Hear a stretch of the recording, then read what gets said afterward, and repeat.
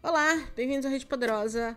Hoje, para falarmos de 10 livros de literatura brasileira que eu li nas minhas férias. Ano passado, não sei se vocês lembram, quem já estava aqui talvez lembre, se não eu vou deixar o link aí embaixo para vocês, mas eu fiz uns dias, acho que foi no meio do ano, que estava um momento muito complicado, eu decidi ler um livro por dia para espairecer a cabeça, e aí eu chamei de livros contra a ansiedade, uma coisa assim.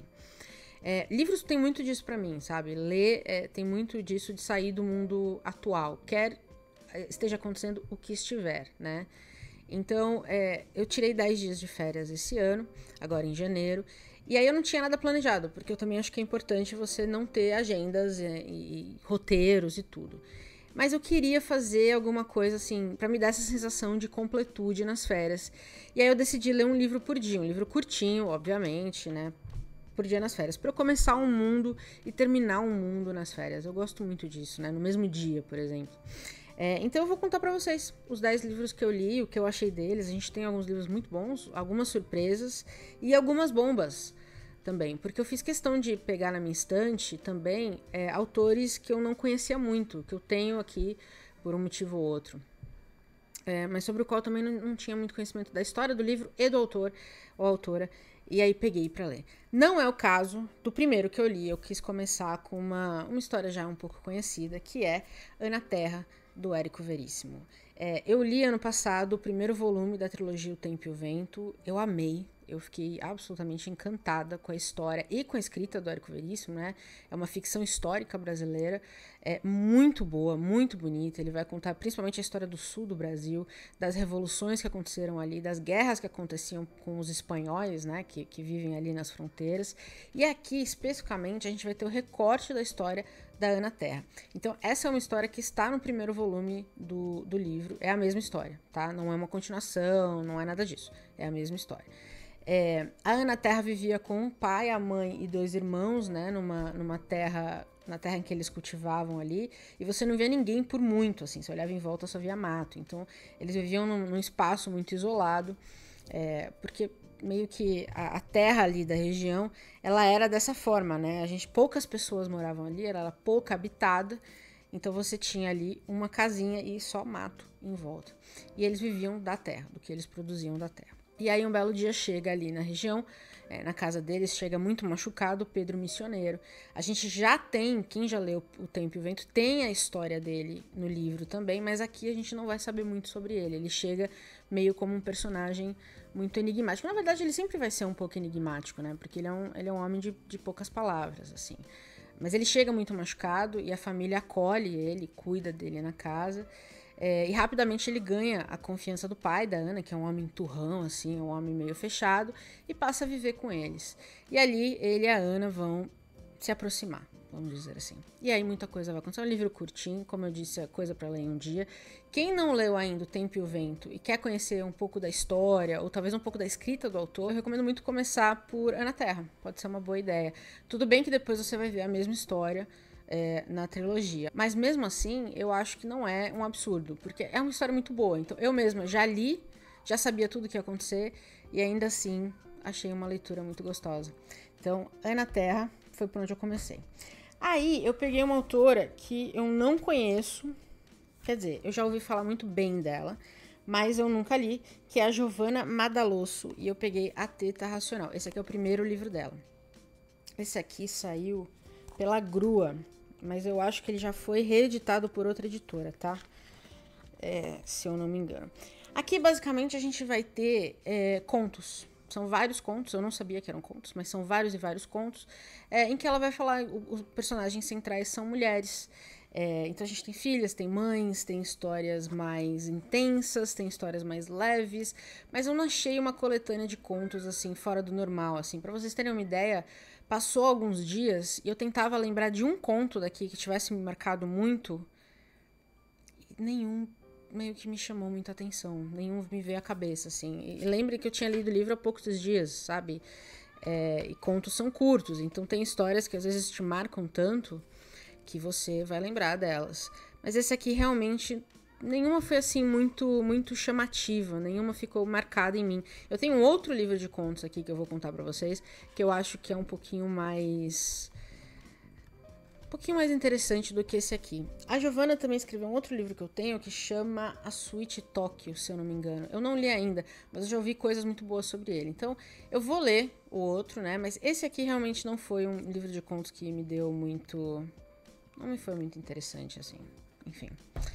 Aí, eu li uma grande surpresa, que foi a Crisânteme, com Enervadas. Eu acho que eu comentei sobre esse livro na tag, não foi? Eu acho. Esse aqui é um livro que eu nunca tinha ouvido falar na minha vida. Crisânteme é o pseudônimo da Cecília Moncorvo Bandeira de Melo Vasconcelos. É um nome até meio chique, né?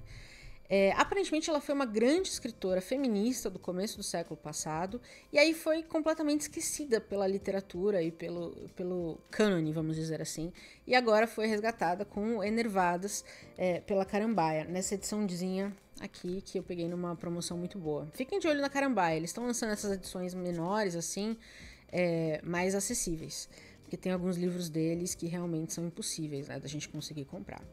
Mas enfim, o que é Enervadas? Enervadas a gente vai acompanhar... Eu fiquei pensando depois que isso aqui é meio que um Sex and the City brasileiro. Eu não sei, porque é muito engraçado quando a gente vê as 4 personagens. Deixa eu mostrar pra vocês aqui, ó. A gente tem o prólogo da Beatriz Rezende, ela resume as mulheres que formavam o grupo, né? Esse livro se passa no começo de 1920, então é num Brasil bem específico, né? E aí formavam um grupo a Maria Helena, que é lésbica, capaz de seduzir ou ser seduzida até por uma freirinha, e ela traz muita comicidade pro livro, porque ela tem umas histórias assim absolutamente malucas, ela se apaixona muito fácil, e aí ela se sente traída se ela não é correspondida. A histérica Laura, que é ao contrário, separada de um marido tolo, corrupto e mentiroso, não se acanhava em contar suas conquistas amorosas sempre excitantes. A Laura é meio que a Samantha, né? Ela se separou e aí abriu a porteira, ela foi se divertir. Aí tem a Madalena Fragoso, bela de uma beleza de flor doente, começa picando-se com morfina, mas logo considera a morfina brincadeira de criança e passa a cocaína. Que na época era possivelmente... Não vou dizer mais aceitável, porque eu acho que já começava a ser um pouco mal visto, mas era relativamente acessível, né? De fácil acesso, vamos dizer assim. E aí tem a Lúcia, que é a nossa personagem principal, e que conta a história pra gente, que é sendo diagnosticada como uma enervada, daí que vem o nome, né? Enervada basicamente é como um médico... O médico diagnostica uma mulher que não quer seguir nada. Tipo, ela não quer casar, ela não tem interesse... Ela não tem os interesses padrões da época. Então o médico diz que ela está enervada. Os nervos estão à flor da pele e ela precisa descansar. A gente ouviu muito dessas histórias, né? Eu tenho o Papel de Parede Amarela, acho que da Clarissa... Não vou lembrar o sobrenome dela. Gilman, se eu não me engano. Que fala exatamente disso. A Clarissa... como pessoa, foi considerada uma enervada pelo médico e o marido colocou ela num quarto e não deixava ela sair. E ela começou a perder a cabeça, né? E o Papel de Parede Amarela é meio que uma representação ficcionalizada um pouco do que ela sentia naquela época, né? Então é um grande... É uma sensação muito de você estar, assim, sufocando mesmo. Então a Júlia, logo no começo do livro, ela conhece o futuro marido, apesar de não estar assim muito querendo casar, mas ela casa com ele porque ele é um bom dançarino. E aí ela rapidamente percebe que bom dançarino não quer dizer bom marido. Então ela entra aí numa fase de um relacionamento terrível, em que ela e o marido simplesmente não se dão bem. Tem um padre que talvez aí tem uma coisa meio Fleabag, quem sabe sabe. E aí, eventualmente, ela se separa do marido, vai conhecer outras pessoas e a gente vai acompanhar isso. Então, é um retrato muito interessante de uma mulher nos anos 20, questionando o que era ser uma mulher nos anos 20, com mulheres em volta dela que dá pra mostrar que, assim, sempre houveram as questionadoras, não é mesmo? É que a gente sempre apagou elas das histórias. Mas gostei bastante da história e gostei bastante da escrita também. No mesmo vídeo eu comentei que eu ia ler, no mesmo vídeo da tag, eu comentei que eu ia ler A Bolsa Amarela, da Lígia Bujunga, que é um livro que todo mundo fala que marcou a infância e tudo mais, e eu nunca li quando eu era criança. Então eu li agora. E basicamente, aqui, dizem que é um clássico da literatura infantil, a gente vai acompanhar uma mocinha, que eu não lembro o nome dela, mas eu acho que a gente não sabe, cara. Eu não lembro o nome dela. Eu sou muito ruim com nomes. Mas ele também é todo ilustrado. Esse aqui saiu pela Agir, a editora. Ele é todo narrado em primeira pessoa por essa menina. E ela tem três grandes vontades. Ela quer... É a Raquel, agora eu lembrei. Ela tem três grandes vontades. Ela quer ser escritora, ela quer crescer logo e ela quer ser um menino. E aí, ao longo do livro, ela vai explicar de onde vêm essas vontades, né? E a gente vai entender o relacionamento dela com os adultos, a gente vai entender o relacionamento dela com as histórias também, a forma como ela vê a história e a escrita como algo até libertador, se é que a gente pode dizer isso. E é muito bonitinho, realmente, assim, eu entendo porque muita gente lê isso quando criança e se reconhece muito, e principalmente como menina crescendo, porque ela quer ser um menino, porque ela percebe muito mais liberdade dada aos meninos da família do que a ela, que é uma menina, ela é a mais nova da família, então ela não se dá muito bem, as irmãs são um pouco mais velhas, então elas não têm muita ligação. Então ela é meio isolada, ela é meio sozinha, né? E ela sente que se ela fosse um menino, ela teria mais opções. E assim, como uma menina, uma ex-menina, faz muito tempo, eu concordo, assim, eu vivi uma fase em que, assim, eu vivi a fase de meninos e meninas jogarem futebol juntos, mas essa fase não dura pra sempre, né? Rapidamente, assim, você começa a perceber que tem brincadeiras de menina e brincadeiras de menino que são incentivadas. Então, ela sente que se ela fosse menino, ela teria mais opções. E aí, tudo isso vai sendo questionado ao longo do livro. É muito bonitinho, de verdade. Eu vou dar pra minha sobrinha, que eu acho que ela vai gostar. Aí eu li Insubmissas Lágrimas de Mulheres, da Conceição Evaristo, que também é um livro de conto, é o segundo e último livro de contos que eu li, eu também não sabia que era um livro de contos, mas aqui estamos, e aqui nós vamos ter mulheres, como é que eu vou dizer? Mulheres questionando, ou contando basicamente, né? Mulheres contando sua história, e contando pra gente, assim, momentos muito difíceis nas suas vidas como mulheres. Então a gente tá falando de mães, a gente tá falando mães, filhas, esposas, o que elas passaram, mulheres trans também, para se tornar o que elas são, sabe? Então, esse aqui é um livro que eu acho que é muito sensível em vários sentidos, porque ela aborda as histórias com muito carinho, sabe? E também, assim, quando ela diz...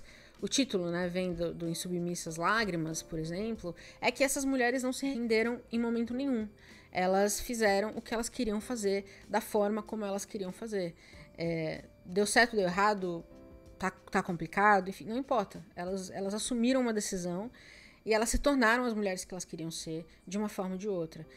Tem alguns contos muito bons aqui, eu acho que tem alguns que são bem fora da curva, assim, de bons. Assim, a Conceição é uma grande escritora, né? A gente sabe, eu acho que o papel dela na literatura brasileira ainda vai ser melhor definido, creio eu, mas eu acho que a gente tá vendo, assim, tá vivenciando um clássico, né? O surgimento de uma autora clássica. Então eu acho que esse aqui é muito gostoso de ler. Essa edição que eu tenho aqui é pela Malê. Gostei muito. Tem contos que eu lembro deles claramente, assim. Tem contos de mães, madrastas. Tem um conto de uma madrasta que defende uma filha, de um pai que faz coisas indizíveis. Tem contos, enfim, da mulher trans que mudou de nome e a forma como ela faz isso, quando ela decide isso, tudo isso tem um motivo. Enfim, recomendo muito. Eu diria como uma frase padrão, leia Conceição Evaristo, mas eu não li tudo dela ainda, mas até hoje o que eu li, eu gostei bastante. Mas esse aqui definitivamente, se você quer conhecer os contos dela, esse aqui é muito gostoso de ler. Aí eu li Enterre Seus Mortos, da Ana Paula Maia. Essa aqui é uma autora que eu acho que vira e mexe tem uma hypezinha aí, né? Eu não sei, faz tempo que eu não vejo algo sobre ela, mas vira e mexe eu vejo. E aqui a gente vai acompanhar dois homens que são... o Edgar Wilson, eu sempre esqueço os nomes, e o Tomás. Eles são removedores de animais mortos. Esse é o trabalho deles para a cidade. Eles trabalham para a cidade como removedores de animais mortos das vias públicas. E eles dirigem um caminhão e eles andam pela cidade removendo os animais que são normalmente atropelados. E até que um belo dia eles encontram um corpo. E aí a história vai partir daí, né? O Tomás é um ex-padre, ele foi excomungado. E o Edgar é só um cara muito turrão mesmo, assim. Ele é um cara bem fechado, eu diria. E eles também parecem viver num lugar bem isolado, bem, né, afastado de tudo e tudo mais. E aí, eu gostei bastante do livro. Eu acho que é um livro que... Eu li recentemente o livro do Cormac McCarthy, Meridiano de Sangue. E eu lembra um pouco...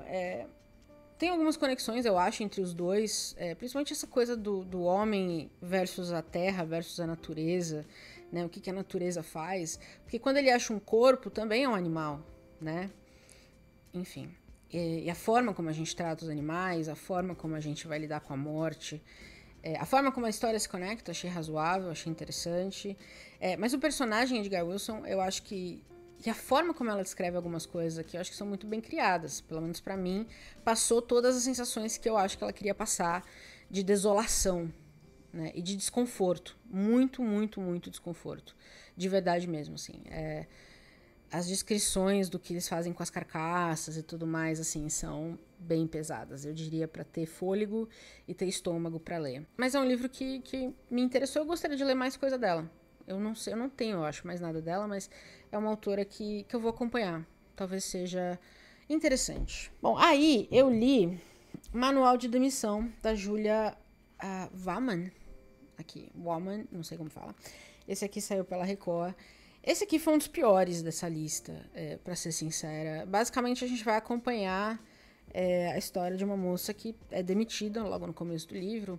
E eu acho que é uma das primeiras experiências dela de demissão, que tende a ser uma experiência muito traumática, né? Quando você é mandado embora, quando você precisa lidar com essa coisa de perder uma fonte de renda, que às vezes é muito mais importante do que só pagar as contas e tudo mais, enfim. Só que,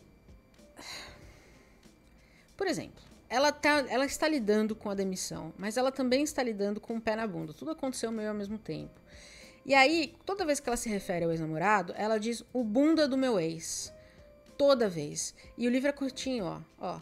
Então, assim, a história é de uma pessoa que é demitida e vai aí passar por todas as fases, né, da perda, até começar a se reerguer, como acontece com todo mundo. Mas o fato dela ter essa fixação com esse ex-namorado, e chamar ele de bunda do meu ex-namorado, que é um negócio de humor de 12 anos de idade, o livro inteiro me fez terminar esse livro na base da raiva. E ele é aqui, ó, eu vou dizer pra vocês exatamente 142 páginas. Sabe? Difícil você não me fazer querer ler 142 páginas, mas chegou na metade desse livro, eu já estava de saco cheio dessa protagonista. E sabe, ela tinha todas as chances de escrever uma pessoa que com todo mundo pudesse se conectar, né? Porque é muito difícil você tá numa fase em que tudo tá dando errado, né? Tudo tá indo pro lixo, assim. Mas a gente passa por isso, a gente chega lá, então assim, enfim. Achei muito ruim, não gostei da escrita, o senso de humor aqui é infantil, realmente não funcionou pra mim, passei pra frente. Aí eu li mais um que também não deu muito certo pra mim, que foi Os Esquilos de Pavlov, da Laura Eber. Esse aqui a gente vai acompanhar o Cyprian Momolescu, eu tenho que lembrar o nome dele, Momolescu. Ele é romeno, mas ele vive na Europa com bolsas de arte, né? Ele é um artista, então ele ganha bolsas, ele vai viajando para poder trabalhar, estudar e tudo mais. E aí ele vai encontrando um monte de gente desse mundo da arte, que é um mundo muito curioso, né? Aliás, o livro tem uma edição muito curiosa. Ele é cheio de fotos no meio, porque esse livro tende a ser meio que uma autobiografia, né, do Cyprian, né? Então, ele, como se ele tivesse escrito, e aí enchido das fotos pessoais dele para contar a história. Aqui. Dizem que, nos artigos que eu li, que é um pouco similar à história da própria autora, que também ganhou bolsas e viajou e tudo mais, eu não sei.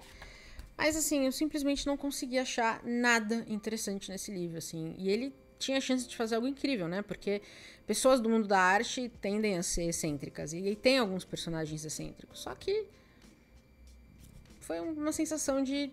Tá, e...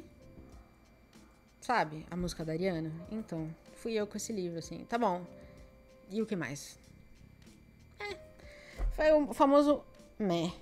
Deixa eu voltar aqui. Pronto.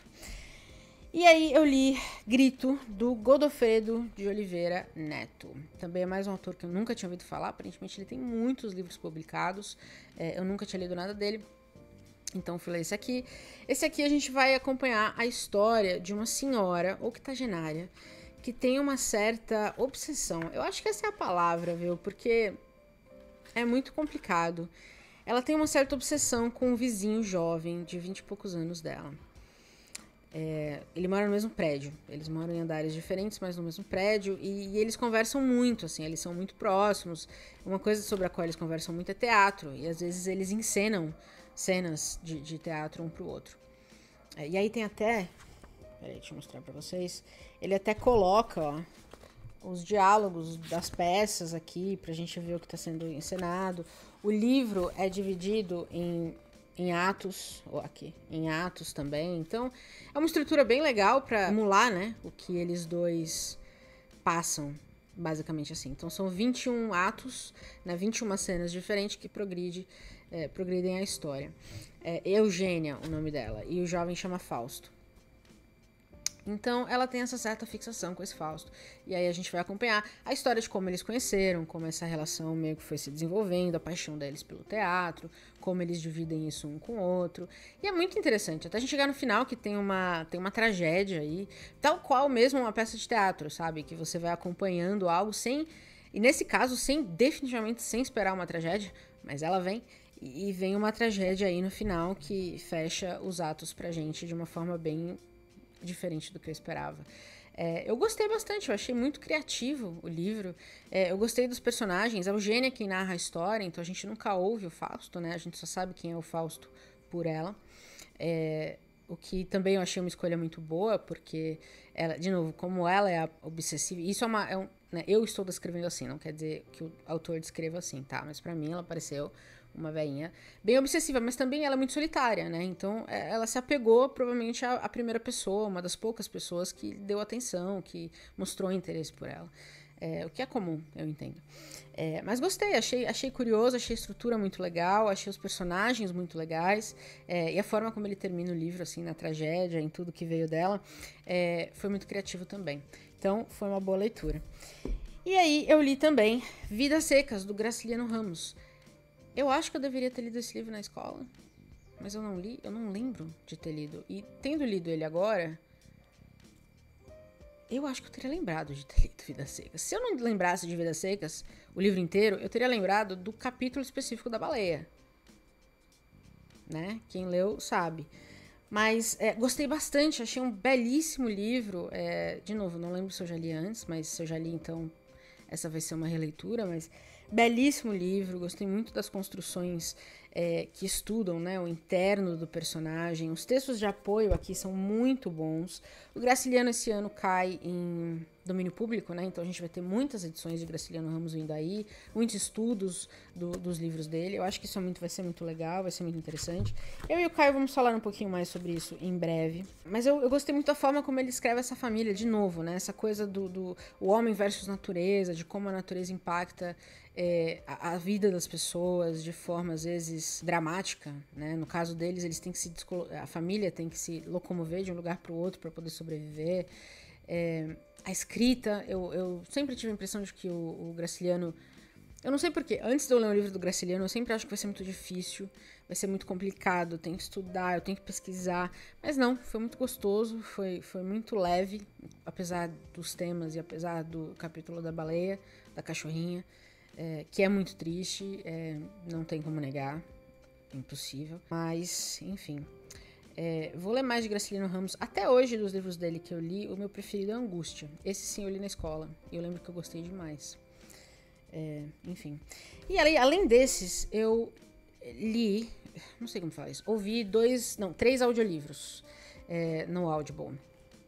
Enquanto eu limpava as estantes, que eu terminei finalmente de arrumar, eu fui ouvindo audiolivros também durante as férias, para me ajudar, né, a entender algumas coisas. Então, primeiro eu ouvi Bahia de Todos os Negros, do Fernando Granato, que é um jornalista, e ele meio que nesse livro resume as principais revoltas dos escravizados na Bahia. E eu li esse livro principalmente porque a gente está lendo Um Defeito de Cor no Clube Porradeiro de Leitura. Então ele complementou bastante esse começo da história.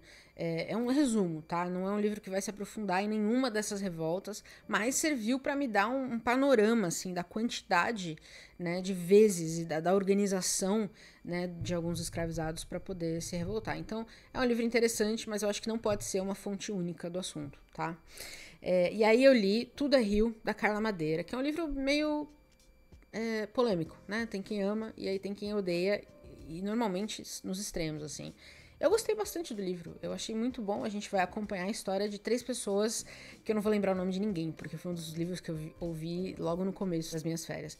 Mas a gente tem uma jovem de 16 anos que acaba seguindo a carreira da prostituição por vontade própria. Ela decide que ela quer explorar a sexualidade dessa forma, e é isso que ela vai fazer. Ela é expulsa de casa pela tia e vai seguir o caminho da prostituição. E a gente tem um casal, acho que é o Venâncio e eu não vou lembrar o nome dela. O homem vai no puteiro, né, pra conhecer, pra ficar com as operárias de lá. Só que ele não quer a nossa querida Lucy, se eu não me engano, o nome dela. Ele não quer ela. E ela é uma mulher tão bonita, tão formosa, a fama dela é tão grande que ela pode ter o homem que ela quiser. Então ela fica encucada de não poder ter ele. E ela decide que ninguém mais vai poder ter programa com ela enquanto ele não aceitar ter programa com ela. E aí, do outro lado, também a gente acompanha a esposa dele, que na cidade também é conhecida. E ela parece ser uma mulher muito resignada. Todo dia ela vai na igreja, todo dia ela é quieta, ela é muito... não fala com ninguém, não socializa.